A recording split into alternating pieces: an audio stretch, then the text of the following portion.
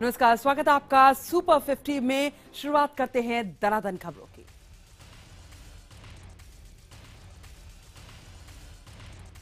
दिल्ली से सटे गुड़गांव में एक सरकारी स्कूल की छात्रा के साथ उसके साथ पढ़ने वाले 2 लड़कों पर गैंगरेप का आरोप लगा है। बुधवार को स्कूल खत्म होने के बाद सुनसान जगह पर घटना को अंजाम दिया गया। पुलिस ने मां की शिकायत के बाद केस दर्ज कर दोनों छात्रों को कोर्ट में पेश किया। आरोपियों को जुवेनाइल होम भेज दिया गया है।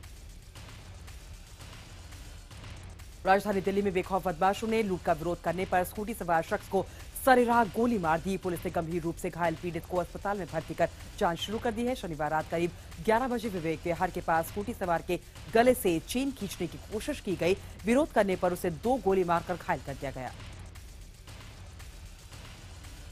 याकूब को फांसी देने के विरोध में सुप्रीम कोर्ट के डेप्यूटी रजिस्ट्रार अनूप सुरेंद्र नाथ ने इस्तीफा दे दिया है। सुप्रीम कोर्ट के रजिस्ट्रार ने इस्तीफे की वजह अनूप को रिसर्च के लिए ज्यादा समय नहीं मिलना बताया। अनूप फांसी की सजा के संदर्भ में ही रिसर्च भी कर रहे थे। अनूप नेशनल लॉ यूनिवर्सिटी में पढ़ाते भी थे। साथ ही याकूब मेमन फांसी मामले में एनजीओ की ओर से दाखिल एक याचिका में भी अनूप जुड़े हुए हैं। कांग्रेस नेता शशि थरूर ने पार्टी अध्यक्ष सोनिया गांधी को चिट्ठी लिखी है। उन्होंने आरोप लगाया है कि पार्टी में उनके अच्छे कामों की तारीफ नहीं हो रही और प्रधानमंत्री से मिली प्रशासन के प्रशंसा जो उनकी हुई उसके बाद वो खुद को अलग थलग महसूस कर रहे हैं। थरूर के मुताबिक कुछ लोग उन्हें परेशानी में डालना चाहते हैं और इसके लिए एजेंडा हो सकता है। हालांकि उन्होंने अंत में साफ लिखा कि वो ईमानदारी से अपनी क्षमताओं के मुताबिक पार्टी के हित में काम करते रहेंगे। मणिपुर के चंदेल जिले में भारी बारिश के चलते हुए भूस्खलन में 20 लोगों की मौत हो गई। भूस्खलन दिन में हुआ लेकिन दुर्गम इलाका होने के कारण फौरन मदद नहीं मिल पाई। भारत म्यांमार सीमा के पास बसे गांव में राहत और बचाव के लिए एनडीआरएफ और पुलिस को भेजा गया है। स्थानीय अधिकारी मणिपुर में इसे हाल के सालों में सबसे भीषण भूस्खलन बता रहे हैं। कांग्रेस अध्यक्ष सोनिया गांधी और उपाध्यक्ष राहुल गांधी ने भी भूस्खलन में हुई मौतों पर अपनी संवेदनाएं व्यक्त की हैं। पोमेन तूफान के चलते मणिपुर के कई इलाकों में भारी बारिश हो रही है। इम्फाल और म्यांमार को जोड़ने वाली सड़क की भी कई जगह से टूट गई है, जिससे कई इलाकों से संपर्क टूट गया है। भारी बारिश के चलते मणिपुर की सभी प्रमुख नदियां खतरे के निशान से ऊपर बह रही हैं। मिजोरम में भी भूस्खलन हुआ है। दोनों राज्यों में हजारों लोगों के बेघर होने का अनुमान है।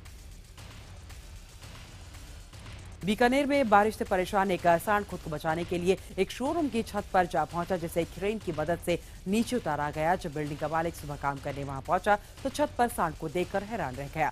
उतारने की तमाम कोशिशें नाकाम होने के बाद डॉक्टर्स ने सांड को बेहोशी का इंजेक्शन लगाया, फिर उसे क्रेन की मदद से नीचे उतारा गया।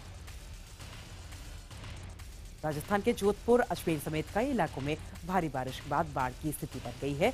पानी भरने के चलते जोधपुर के लोहावट में करीब आधा दर्जन मकान ध्वस्त हो गए। उधर अजमेर में भी भारी बारिश से आफत आ गई है। लोगों के लिए पानी भरने से सैकड़ों सड़कें जो हैं वो टूट चुकी हैं।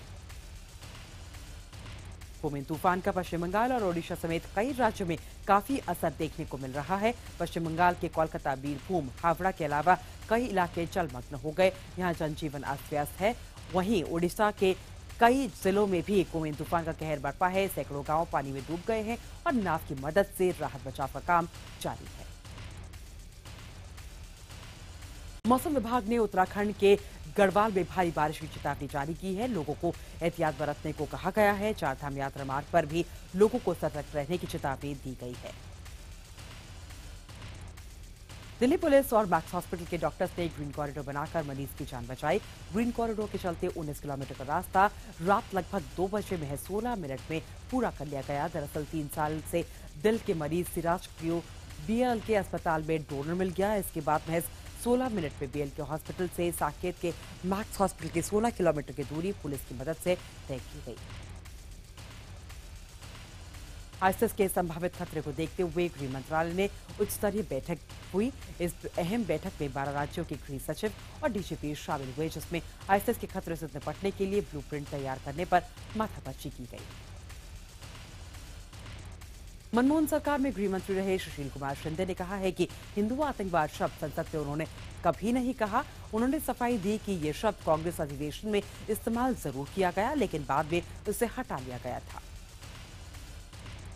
शुक्रवार को गृह मंत्री राजनाथ सिंह ने लोकसभा में आरोप लगाया था कि यूपीए सरकार के कार्यकाल में आतंकवाद के खिलाफ लड़ाई कमजोर हुई है। उन्होंने कहा था कि तत्कालीन गृह मंत्री ने हिंदू आतंकवाद नामक नया शब्द गढ़ा था।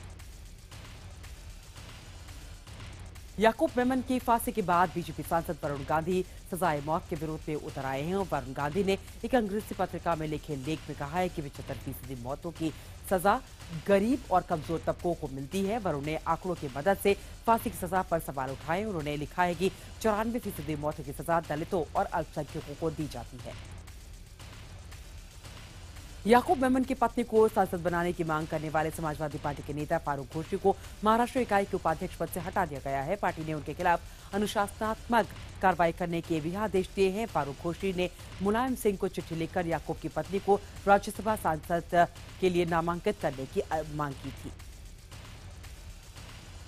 लीबिया में आईएसआईएस के कब्जे वाले इलाके से छुड़ाए गए 2 भारतीयों को त्रिपोली के में इंडियन मिशन में पहुंचा दिया गया है। वहीं 2 बच्चे लोगों को निकालने की कोशिशें लगातार जारी है। इस बीच इस पर राजनीति भी शुरू हो गई है। मनीष तिवारी ने ट्वीट किया कि लीबिया में के सिरते में 2 भारतीयों को छुड़ाए जाने पर मैं खुश हूं, दूसरों के लिए प्रार्थना भी करता हूं। सुषमा स्वराज इसका श्रेय ले रही हैं। क्या भारत लीबिया में आईएसआईएस के साथ कोई कारोबार कर रहा है? जम्मू कश्मीर में अपनी नापाक हरकतों से पाकिस्तान बाज नहीं आ रहा। अखनूर और कालाचक में शनिवार को भी फायरिंग हुई और इस दौरान पाकिस्तान की तरफ से बीएसएफ की चौकियों पर भारी गोलीबारी भी की गई। खुफिया एजेंसी के सूत्रों के मुताबिक सोमवार को गुरदासपुर में हुए आतंकी हमले और 26/11 को मुंबई में हुए हमले में कई समानताएं देखी जा रही हैं। गुरदासपुर हमले में भी आईएसआई और पाकिस्तानी सेना का हाथ होने की संभावना जताई जा रही है। आतंकियों से मिले नाइट विजन के बाद भारत ने अमेरिका से भी जांच करने के लिए सहयोग मांगा है। अखिलेश सरकार के खिलाफ बागी तेवर अपनाने वाले आईएएस सूर्य प्रताप को वीआरएस नहीं दिया गया, बल्कि सरकार ने उनका तबादला कर दिया और दागी प्रदीप शुक्ला को सार्वजनिक उद्यम विभाग का प्रमुख सचिव बना दिया। हाल ही में एनएचआरएम घोटाले के आरोपी प्रदीप शुक्ला जेल से छूटे हैं।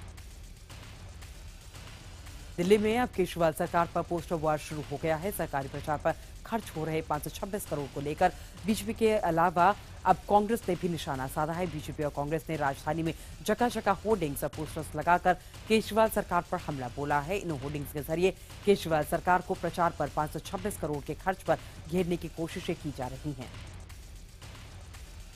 दिल्ली महिला आयोग की नई अध्यक्ष स्वाति मालीवाल ने दिल्ली के पुलिस कमिश्नर बीएस बस्सी को चिट्ठी लिखी है। उन्होंने पुलिस कमिश्नर से पूछा है कि दिल्ली में महिलाओं के खिलाफ वारदात में कितनी एफआईआर दर्ज होती हैं।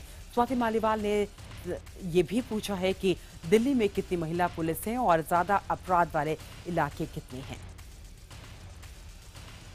नीतीश सरकार ने बिहार में विधानसभा चुनाव से पहले बड़ा प्रशासनिक फेरबदल किया है। सरकार ने 27 डीएम और 44 एसपी का तबादला कर दिया है। सबसे ज्यादा हेरफेर बीजेपी के असर वाले उत्तर बिहार में किए गए हैं। वहीं चुनाव आयोग ने 3 जिला मजिस्ट्रेट, 1 एसपी और 3 डीएसपी को चुनाव से दूर रहने के लिए कहा है। बिहार में चुनाव से पहले हुए बड़े प्रशासनिक फेरबदल को लेकर अब सियासत भी गर्मा गई है। बीजेपी नेता सुशील मोदी ने आरोप लगाया है कि तबादले लालू यादव के इशारे पर किए गए हैं। वहीं तबादलों को लेकर एलजेपी नेता चिराग पासवान ने नीतीश सरकार की मंशा पर सवाल उठाए हैं। जेडीयू के बाहुबली विधायक अनंत सिंह की मुश्किलें कम होती नजर नहीं आ रही। जेल में बंद मोकामा के विधायक के पटना स्थित घर पर दिल्ली से आई सीबीआई की विशेष टीम ने छापा मारा। सीबीआई ने किस मामले को लेकर सर्च किया, ये खुलासा नहीं हो पाया है। शिवसेना नेता आदित्य ठाकरे ने शनिवार को प्रधानमंत्री मोदी से मुलाकात की। आदित्य के मुताबिक इस दौरान डिजिटल इंडिया पर बातचीत हुई। वहीं उन्होंने एक टैबलेट प्रधानमंत्री को गिफ्ट किया। आदित्य ने प्रधानमंत्री से गुजारिश की कि वो जब मुंबई आए तो बीएमसी स्कूल के बच्चों से वर्चुअल क्लासरूम के जरिए बात करें। जयपुर में 5 महीने के मुकुल राज नाम के एक बच्चे को गोद देने के मामले में हाईकोर्ट का अंतरिम फैसला आ गया है। अदालत ने कहा है कि बच्चा मां बाप के पास रहेगा। कोर्ट ने यह भी आदेश दिया है कि दादा दादी और नाना नानी उसे जब चाहे तब मिल सकते हैं। 5 महीने के मासूम को उसके माता पिता ने मध्य प्रदेश में रहने वाले अपने गुरु को गोद दे दिया था। पत्रकार जगेंद्र हत्याकांड मामले में उनके बेटे ने यू टर्न लेते हुए आरोपी राज्य मंत्री राममूर्ति वर्मा को निर्दोष करार दिया। जगेंद्र के बेटे ने मामले की सीबीआई जांच के सिलसिले में सुप्रीम कोर्ट में दायर याचिका को वापस भी ले लिया है। जगेंद्र के बेटे राहुल ने कहा है कि उसके पिता ने पुलिस द्वारा गिरफ्तारी से होने वाली बदनामी से बचने के लिए खुद को आग लगा ली थी, लेकिन वो ज्यादा हो गई और जगेंद्र बुरी तरीके से झुलस गए। जम्मू में एम्स की मांग कर रहे लोगों पर जमकर लाठियां भाजी गई। भीड़ को तितर-बितर करने के लिए पुलिस ने आंसू गैस के गोलों का इस्तेमाल भी किया। इसके बाद जम्मू में धारा 144 लगा दी गई। हालांकि पूरे मामले पर जम्मू कश्मीर के स्वास्थ्य मंत्री चौधरी लाल सिंह ने कहा है कि अस्पताल को लेकर अब कोई विरोध नहीं है। राजस्थान के जोधपुर में अतिक्रमण हटाने गए दस्ते को भारी विरोध का सामना करना पड़ा। हालांकि बाद में पुलिस ने भी जमकर लाठियांबाजी। अतिक्रमण हटाने के दौरान लोगों ने पुलिस और निगम दस्ते पर पथराव किया। इस पूरे बवाल में एक पुलिसकर्मी गंभीर रूप से घायल हो गया। बाद में लोगों के बढ़ते गुस्से को देखकर पुलिस और निगम कर्मचारियों ने मौके से भागकर अपनी जान बचाई।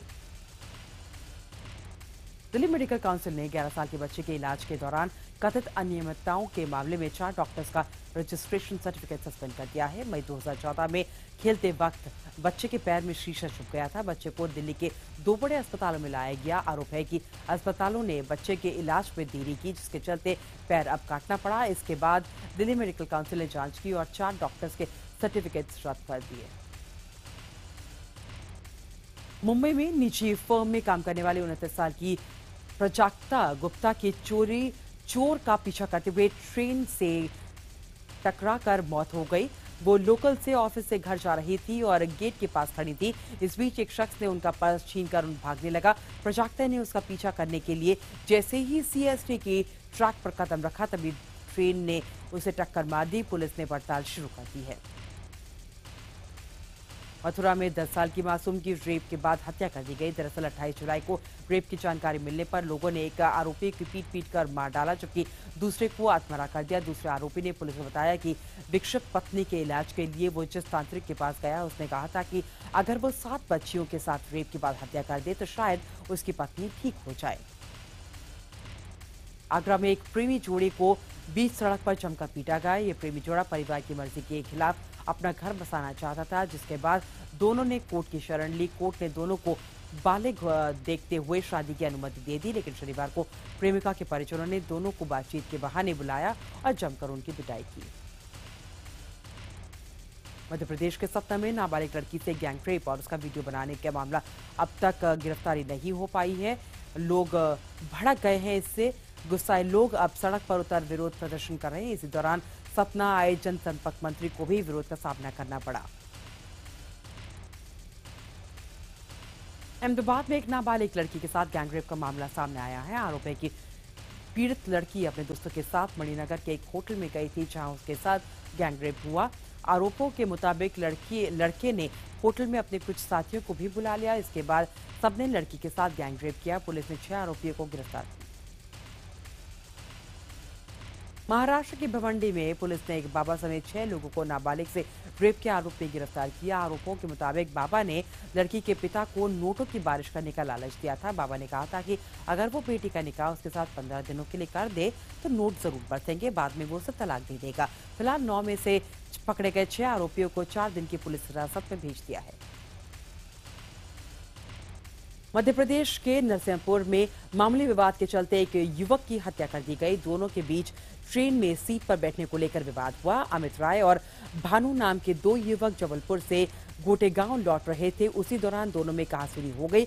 आरोप है कि भानु ने अमित पर चाकू से हमला कर दिया और उसे मौत के घाट उतार दिया। यूपी के गोरखपुर में लावारिस हालत में एक महिला का शव मिला है। शव को देखकर रेप के बाद हत्या की आशंका जताई जा रही है। महिला के नाक से निकले खून को देखकर यह अंदाजा लगाया जा रहा है कि गला दबाकर उसकी हत्या की गई होगी। पुलिस ने शव को अपने कब्जे में लेकर पोस्टमार्टम के लिए भिजवा दिया है। दिल्ली के आरएमएल अस्पताल में एक डॉक्टर का शव मिलने से हड़कंप मच गया। डॉक्टर का शव हॉस्पिटल की पार्किंग में खड़ी एक गाड़ी में मिला था। उसके शरीर पर इंजेक्शन के निशान भी थे। जानकारी के मुताबिक मृतक चार्ली प्रकाश रेडियोलॉजिस्ट थे। घटना के बाद पुलिस ने शव को कब्जे में ले लिया। फिलहाल पुलिस हर एंगल से मामले की जांच कर रही है। हरियाणा के पिहोबा में स्वास्थ्य विभाग की टीम ने डेयरियां और मिठाई की दुकानों पर मिलावट की जांच के लिए छापेमारी की। स्वास्थ्य विभाग की टीम ने नमूना जमा कर जांच के लिए भिजवा दिए हैं। छापे से दुकानदारों में हड़कंप मच गया। मुजफ्फरपुर के अहियापुर में जमीन के नीचे बम होने की अफवाह से सनसनी फैल गई। पुलिस को जानकारी मिलने के बाद घंटों की खुदाई के बावजूद जब कुछ नहीं मिला, तब सबने राहत की सांस ली। झारखंड के जामताड़ा में समुद्री चक्रवात का प्रभाव पड़ने लगा है। लगातार हो रही बारिश से एक तालाब का मेट टूट गया, जिससे करीब 2 दर्जन गांव का संपर्क जिला मुख्यालय से टूट गया है। झारखंड के रामगढ़ में ड्यूटी के दौरान सफाई कर्मचारी पर महिला डॉक्टर से रेप की कोशिश करने का आरोप लगा है। पुलिस ने आरोपी को गिरफ्तार कर लिया है। वहीं गिरफ्तारी से खफा सफाई कर्मचारी ने काम ठप कर दिया है। राज्य में एक शख्स को प्रेम करने की सजा पिटाई से दी गई। आरोप है कि 7 युवक ने पहले आरोपी के अपहरण की कोशिश की और नाकाम रहने पर उसे बुरी तरीके से पीटा भी। हिमाचल प्रदेश के देहरा में नाबालिग से रेप के आरोप में एक शख्स को गिरफ्तार किया गया है। घटना के बाद पीड़ित लड़की ने घर वालों को वाकये के बारे में बताया। मध्य प्रदेश के छतरपुर में मिड डे मील में कीड़े निकलने का विरोध करने एक छात्र को भारी पड़ गया। विरोध से गुस्साए शिक्षक पर छात्र को बुरी तरह से पीटने और गैस से जलाने की कोशिश करने का आरोप है। छत्तीसगढ़ के बलौदा बाजार में 17 जगहों पर देश का पहला सोलर वाटर एटीएम लगाया गया है। एटीएम कार्ड से एक दिन में 20 लीटर पानी निकाला जा सकता है।